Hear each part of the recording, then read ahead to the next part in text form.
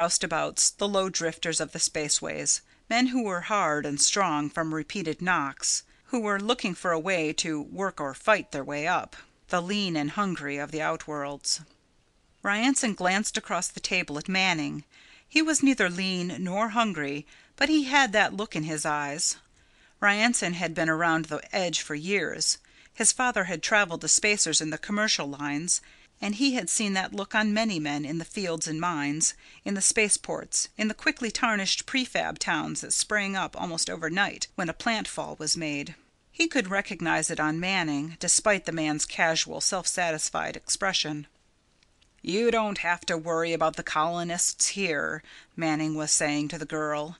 "I'll treat 'em decently. There'll be money to be made here, and I can make it without stepping on too many toes." Mara seemed amused. "And what would happen if you had to step on them to make your money? What if Hurlage doesn't turn out to have any natural resources worth exploiting? A whole civilization has been here for thousands of years.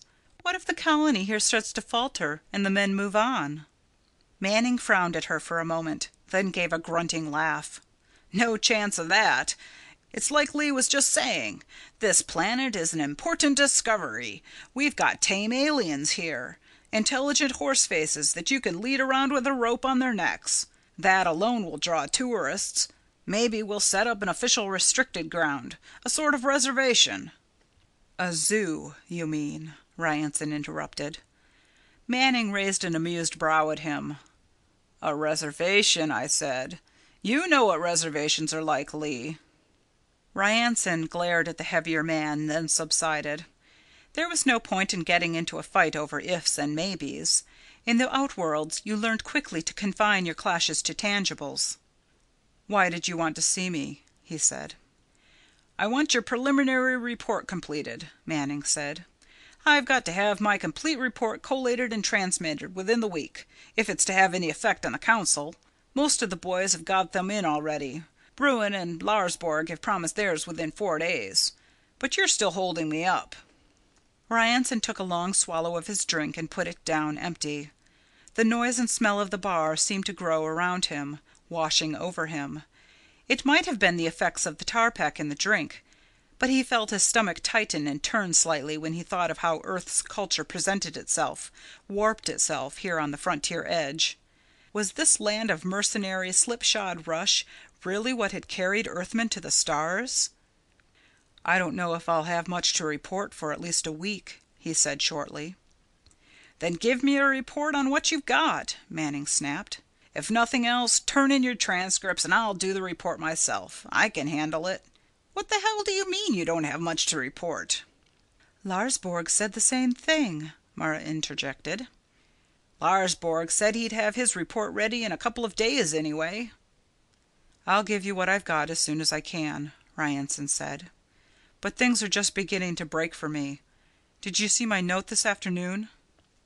"Yes, of course. The part about the Tedron or whatever his name was." "Tebron Marl. He's the link between their barbaric and civilized periods. I've only begun to get into it." Manning was waiting for more drinks. He caught a waiter's eye and then turned back to Ryanson. "What's this nonsense about some damned block you ran into? Have you got a crazy horse on your hands?" "There's something strange there," Ryanson said. "He tells me this Tebron was actually supposed to have communicated with their god, or whatever he was. It sounds crazy, all right, but there's more to it than that. I'm sure of it. I wanted time to go into it further before I made my report." "I think you've got a nut alien there, boy. Don't let him follow you up. You're one of my best men." Ryanson almost sneered, but he managed to bring it out as a grin. The role of protective father did not sit well on Manning's shoulders. "We're dealing here with a remarkably sane race," he pointed out. "The very fact that they have total recall argues against any insanity in them. There have been experiments on the inner worlds for over a century now, trying to bring out total recall in us, and not much luck so far. We're a sick, hung-up race." Manning slapped his hand down on the table. "What the hell are you trying to do, Lee? Are you trying to measure these aliens by our standards? I thought you had better sense. Total recall doesn't necessarily mean a damn thing in them. But when they start telling you straightforward and cold that they've talked with some god, and then they throw what sounds like an anxiety fit right in front of you, well, what does it sound like to you?" Ryanson accepted one of the drinks that the waiter banged down on the table and took a sip. He felt lightheaded. "It would have been an anxiety fit if her wrong had been human," he said. "But you're right.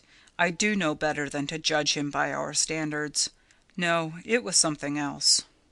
"What then?" He shook his head. "I don't know. That's the point. I can't give you a decent report until I find out." "Then, damn it, give me an indecent report. Fill it out with some very learned speculations. You know the type." Manning stopped and grinned. "Speaking of indecent reports, what have we turned up on their sex lives?" "Mark Stoworth covered that in his report yesterday," Mara said. "They're unisexual, and their sex life is singularly boring, if you'll pardon the expression. At least Stoworth said so.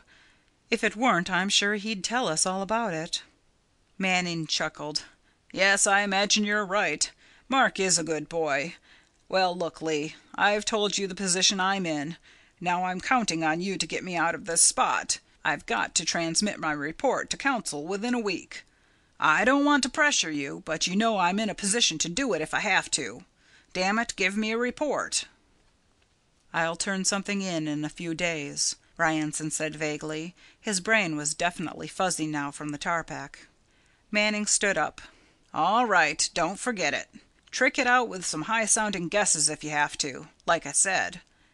Right now, I've got to see a man about a woman." He paused, glancing at Mara. "You're busy?" "I'm busy, yes." Her face was studiedly expressionless. He shrugged briefly and went out, pushing and weaving his way through the hubbub that filled the bar. It was dark outside. Ryanson caught a glimpse of the dark street as Manning went through the door. Night fell quickly on Hurlidge with the suddenness of age. Ryanson turned back to the table and Mara. He looked at her curiously. "What were you doing with him, anyway? You usually keep to yourself." The girl smiled wryly. She had deep black hair which fell to her shoulders in soft waves. Most of the women here grew their hair down to their waists, in exaggerated imitation of inner world styles, but Mara had more taste than that. Her eyes were a clear brown, and they met his directly. "He was in a sharp mood, so I came along as peacemaker. You don't seem to have needed me." "You helped at that. Thanks. Was that true about the governorship?" "Of course. Manning seldom brags. You should know that. He's a very capable man, in some ways." Ryanson frowned. He could be a lot more useful on this survey if he'd use his talents on tightening up the survey itself. He's forcing a premature report, and it isn't going to be worth much. "Is that what's really bothering you?" she asked. He tried to focus on her through the haze of the noisy bar. "Of course it is. That, and his whole attitude toward these people." "The Hurligi? Are they people to you?" He shrugged. "What are people? Humans? Or reasoning beings you can talk to, communicate with?" "I should think people would be reasoning beings you could relate to," she said softly. "Not just intellectually, but emotionally, too. You have to be able to understand them to communicate that way. That's what makes people." Ryanson was silent, trying to integrate that into the fog in his head. The raucous noise of the bar had faded into an underwater murmur around him, lost somewhere where he could not see. Finally he said, "That's the trouble with them, the Hurligi. I can't really understand them. It's like there's really no contact, not even through the interpreter." He stared into his drink. "I wish to hell we had some straight telepathers here. They might work with the Hurligi, since they're telepathic anyway. I'd like to make a direct link myself." After a moment he felt Mara's hand on his arm, and realized that he had almost fallen asleep on the table. "You'd better go on back to your quarters," she said. He sat up, shaking his head to clear it. "No, but really, what do you think of that idea? What if I had a telepather, and I could link minds with wrong? Straight linkage, no interpreter in the middle. I could get right at that race memory myself." "I think you need some sleep," she said. She seemed worried. "You're getting too wrapped up in this thing. And forget about the telepathers.